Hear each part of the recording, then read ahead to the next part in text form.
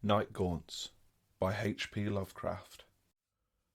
Out of what crypt they crawl I cannot tell, but every night I see the rubbery things, black, horned and slender with membranous wings. They come in legions on the north wind's swell, with obscene clutch that titillates and stings, snatching me off on monstrous voyagings to grey worlds hidden deep in nightmare's well. Over the jagged peaks of Fock they sweep, heedless of all cries I try to make, and down the nether pits to that foul lake, where puffed shoggoths splash in doubtful sleep. But ho, if they only would make some sound, or wear a face where faces should be found.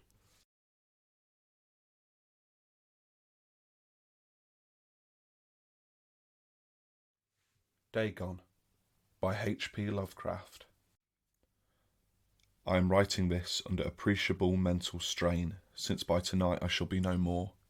Penniless and at the end of my supply of the drug which alone makes life endurable, I can bear the torture no longer, and shall cast myself from this garret window into the squalid street below. Do not think from my slavery to morphine that I am a weakling or a degenerate. When you have read these hastily scrawled pages you may guess, though never fully realise, why it is that I must have forgetfulness or death. It was in one of the most open and least frequented parts of the broad Pacific that the packet of which I was supercargo fell victim to the German sea raider. The Great War was then at its very beginning, and the ocean forces of the Hun had not completely sunk to their late degradation. So that our vessel was made a legitimate prize, whilst we of her crew were treated with all the fairness and consideration due to us as naval prisoners. So liberal indeed was the discipline of our captors, that 5 days after we were taken, I managed to escape alone in a small boat with waters and provisions for a good length of time.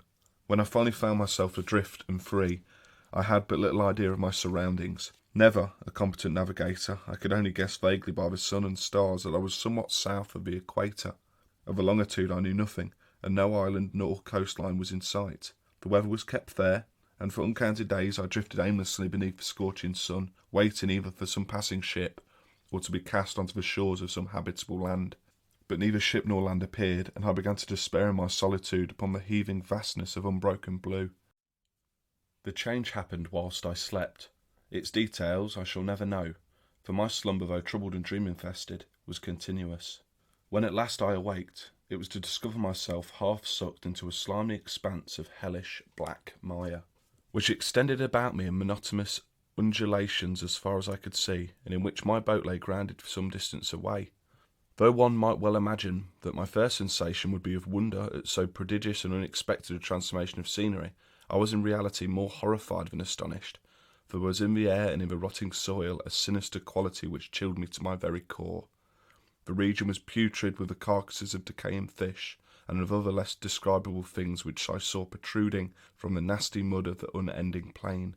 Perhaps I could not hope to convey in mere words the unutterable hideousness that can dwell in absolute silence and barren immensity. There was nothing within hearing, and nothing in sight, save a vast reach of black slime. Yet the very completeness of the stillness, and the homogeneity of the landscape oppressed me with a nauseating fear. The sun was blazing down from a sky which seemed to me almost black in its cloudless cruelty, though it was reflecting the inky marsh beneath my feet. As I crawled into the stranded boat, I realised that only one theory could explain my position. Through some unprecedented volcanic upheaval, a portion of the ocean floor must have been thrown to the surface, exposing regions which for innumerable millions of years had lain hidden under unfathomable watery depths. So great was the extent of the new land which had risen beneath me, that I could not detect the faintest noise of the surging ocean, strain my ears as I might. Nor were there any seafowl to prey upon the dead things. For several hours I sat there thinking or brooding in the boat, which lay upon its side and afforded a slight shade as the sun moved across the heavens. As the day progressed and the ground lost some of its stickiness, and seemed like to dry sufficiently for travelling purposes in a short time, that night I slept but little, and the next day I made myself a pack containing food and water, preparatory to an overland journey in search of a vanished sea and possible rescue. On the third morning I found the soil dry enough to walk upon with ease. The odour of the fish was maddening, but I was too much concerned with graver things to mind so slight an evil, and set out boldly for an unknown goal. All day I forged steadily westward, guided by a faraway hummock which rose higher than any other elevation of a rolling desert. That night I encamped, and on the following day still travelled toward the hummock, though that object seemed scarcely nearer than when I first espied it. By the fourth evening I had attained the base of a mound, which turned out to be much higher than it appeared from a distance, an intervening valley setting it out in sharper relief from a general surface. Too weary to ascend, I slept in the shadow of the hill. I know not why my dreams were so wild that night, but ere the waning and fantastically gibbous moon had risen far above the eastern plain, I was awake in cold perspiration, determined to sleep no more. Such visions as I had experienced were too much for me to endure again, and in the glow of the moon I saw how unwise I had been to travel by day. Without the glare of the parching sun, my journey would have cost me less energy. Indeed, now I felt quite able to perform the ascent which had deterred me at sunset. Picking up my pack, I started for the crest of the eminence. I have said that the unbroken monotony of the plain was a source of vague horror to me, but I think my horror was greater when I gained the summit of the mound and looked down the other side into an immeasurable pit or canyon, whose black recesses the moon had not yet soared high enough to illume. I felt myself on the edge of a world, peering over a rim into an unfathomless chaos of eternal night. Through my terror rang curious reminiscences of Paradise's Lost, and Satan's hideous climb through the unfashioned realms of darkness. As the moon climbed higher in the sky, I began to see that the slopes of the valley were not quite so perpendicular as I had imagined. Ledges and outcroppings of rock afforded fairly easy footholds for a descent, whilst after a drop of a few hundred feet, the declivity became very gradual. Urged on by an impulse which I cannot definitely analyse, I scrambled with difficulty down the rocks, and stood on the gentler slope beneath, gazing into the Stygian deeps, where no light had yet penetrated. All at once my attention was captured by a vast and singular object on the opposite slope, which rose steeply about 100 yards ahead of me, an object which gleamed whitely in the newly bestowed rays of the ascending moon. That it was merely a gigantic piece of stone, I soon assured myself, but I was conscious of a distinct impression that its contour and position were not altogether a work of nature. A closer scrutiny filled me with sensations I cannot express, for despite its enormous magnitude and its position in an abyss which had yet yawned at the bottom of the sea since the world was young, I perceived beyond a doubt that this strange object was a well-shaped monolith, whose massive bulk had known the workmanship and perhaps worship of living and thinking creatures. Dazed and frightened, yet not without a certain thrill of a scientist or archaeologist's delight, I examined my surroundings more closely. The moon, now near the zenith, shone weirdly and vividly above the towering steeps that hemmed in the chasm, and revealed the fact that a far-flung body of water flowed at the bottom, winding out of sight in both directions, and almost lapping at my feet as I stood on the slope. Across the chasm, the wavelets washed the base of a cyclopean monolith, on which surface I could now trace both inscriptions and crude sculptures. The writing was in a system of hieroglyphics unknown to me, and unlike anything I had seen in books, consisting for the most part of conventionalized aquatic symbols, such as fishes, eels, octopi, crustaceans, mollusks, whales, and the like. Several characters obviously represented marine things which are unknown in the modern world, but whose decomposing forms I had observed on the ocean-risen plain. It was the pictorial carving, however, that did the most to hold me spellbound. Plainly visible across the intervening water on account of their enormous size was an array of bas-reliefs, whose subjects would have excited the envy of a Doré. I think that these things were supposed to depict men, at least a certain sort of men, though the creatures were shown disporting like fishes in the waters of some marine grotto, or paying homage to some monolithic shrine, which appeared to be under the waves as well. Of their faces and forms I dare not speak in detail, for the mere remembrance makes me grow faint. Grotesque beyond the imagination of a Poe or a Bulwer, they were damnably human in general outline, despite webbed hands and feet, shockingly wide and flabby lips, glassy, bulging eyes, and other features less pleasant to recall.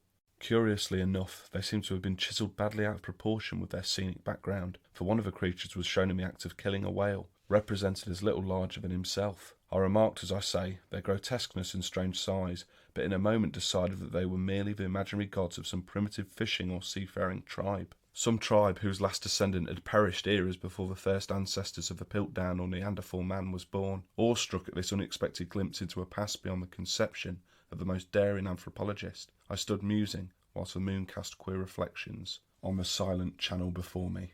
Then suddenly I saw it. With only a slight churning to mark its rise to the surface, the thing slid into view above the dark waters. Vast, Polyphemus-like and loathsome, it darted like a stupendous monster of nightmares to the monolith, about which it flung its gigantic scaly arms, the while it bowed its hideous head and gave vent to certain measured sounds. I think I went mad then. Of my frantic ascent of the slope and the cliff, and of my delirious journey back to the stranded boat, I remember little. I believe I sang a great deal and laughed oddly when I was unable to sing. I have indistinct recollections of a great storm some time later after I reached the boat. At any rate, I know that I heard peals of thunder and other tones which nature utters only in her wildest moods. When I came out of the shadows, I was in a San Francisco hospital, brought hither by the captain of the American ship which had picked up my boat in mid-ocean. In my delirium I had said much, but found my words had been given scant attention. Of any land upheaval in the Pacific my rescuers knew nothing, nor did I deem it necessary to insist upon a thing which I knew they could not believe. Once I sought out a celebrated ethnologist, and amused him with particular questions regarding the ancient Philistine legend of Dagon, the fish god. But soon, perceiving he was hopelessly conventional, I did not press my inquiries. It is at night, especially when the moon is gibbous and waning, that I see the thing.